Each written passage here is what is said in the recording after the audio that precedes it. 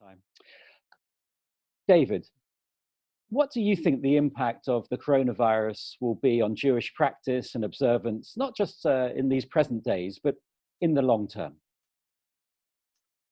Well, I think one of the obvious areas that this pandemic and its consequences has impacted upon the community is in the use of technology.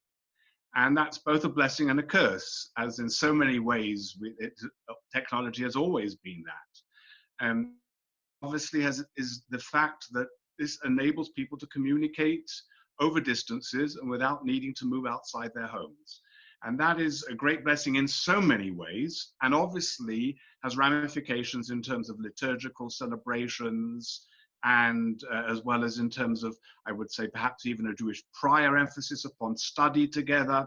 So it has obviously specific ritual implications with regards to modes and manners in which now we are celebrating Passover, and in which Sabbath can be celebrated as well. Obviously, there are different movements within Judaism responding in different ways to those challenges. But it's also part of the curse of technology, which is its degree of invasion of not only our private space, but if you like, of our sacred space.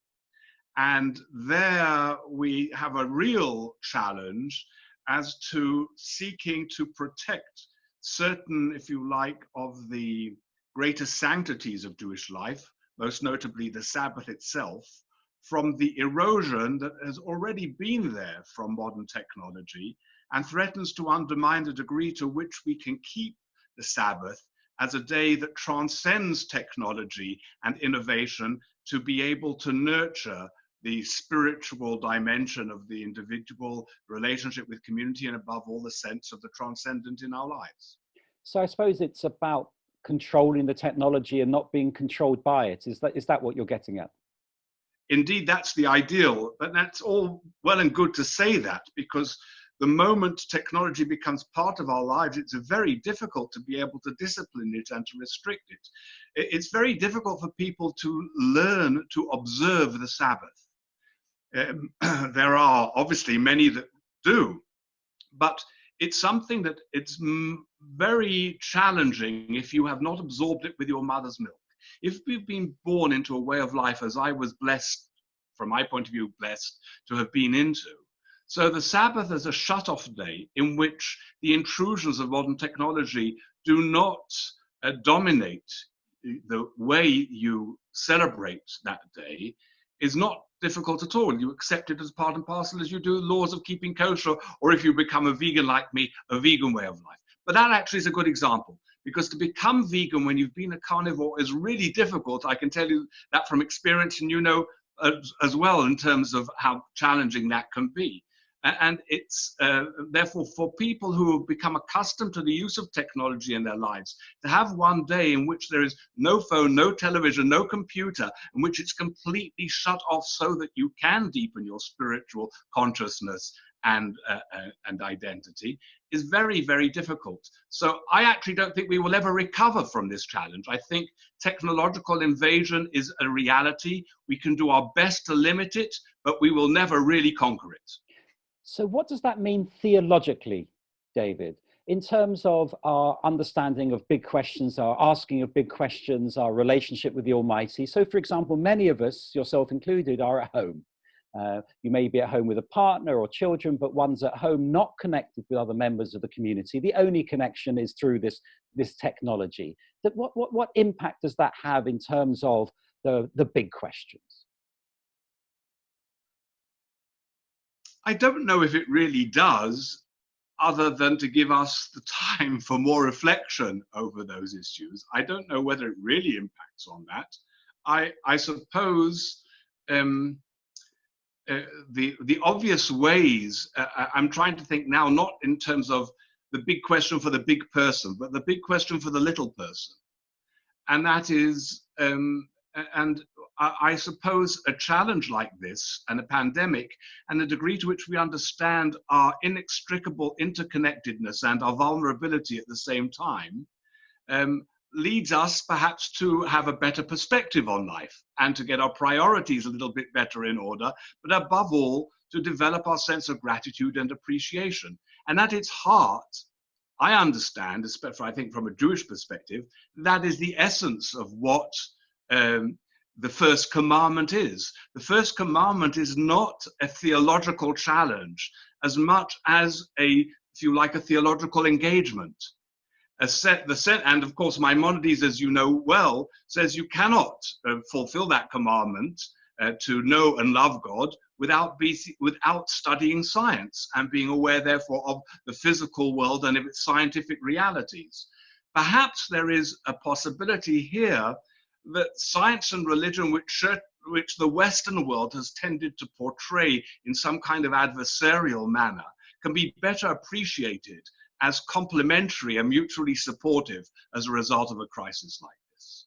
You mentioned how the crisis knows no borders, whether it's one of nationality or ethnicity or religion. And as a leading figure in this field of interfaith relations, you travel the world, you've engaged with faith leaders across all faiths, but particularly Christian and Muslim. What do you think this coronavirus might achieve to foster better relations? Is it simply this interconnectedness, or is there, what is it? Yes, I think it is, and a little bit more. So you've already seen multi-faith events globally, as well as regionally. And I think especially in a context like mine, living here in the Holy Land and in the context of a conflict where almost every relationship is tested according to that litmus criterion, to be able to now say there's something bigger that we have to be connected with and for. And there are things that are more significant than simply our own little local conflict, can actually be very salutary for those who have been caught up in a more limited context and with a more limited vision. And I think that goes for our religions and interreligious relations as well. I think a much greater sense of our global responsibility. And that if, as Heschel essentially expanded on John Donne, that no religion is an island. So now we can understand that perhaps in a way that we could never understand it before. And I think one of the things that will come out of this period will be a far greater use, again, getting back to the capacities of technology, for multi-faith engagement, collaboration, and communication. And I hope that the secular world will be able to see that as an opportunity to be able to engage those resources as well.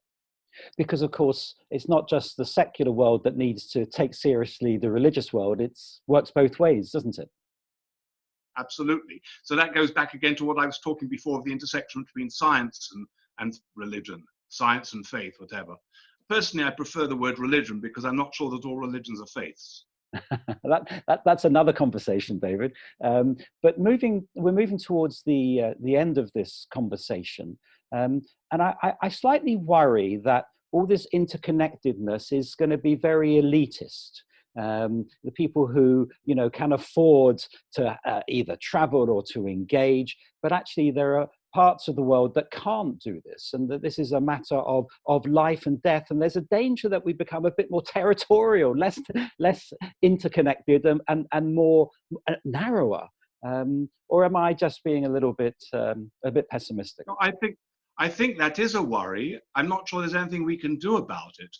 As long as we are conscious of that challenge, I think then we can at least address it as best possible. Of course, you're raising a question that has ramifications way beyond the simple questions of communication and technology. And we have a big challenge as to how to ensure that the so-called developing world is not left behind. But then again, I would say the interconnectedness now that is obviously going to enjoy much more attention in terms of national development goals as well as global development goals, may be one of the great silver linings that comes out of this cloud.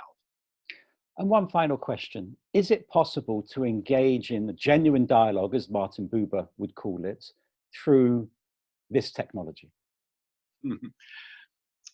I don't think there's anything that can be as good as the personal encounter, not only eye to eye, but breath to breath, if you like. And that, of course, is lost in this field. But I still wouldn't knock it. It still gives you a pretty good percentage of the encounter and of the dialogue. And that's something to be grateful for. Rabbi David Rosen, thank you very much.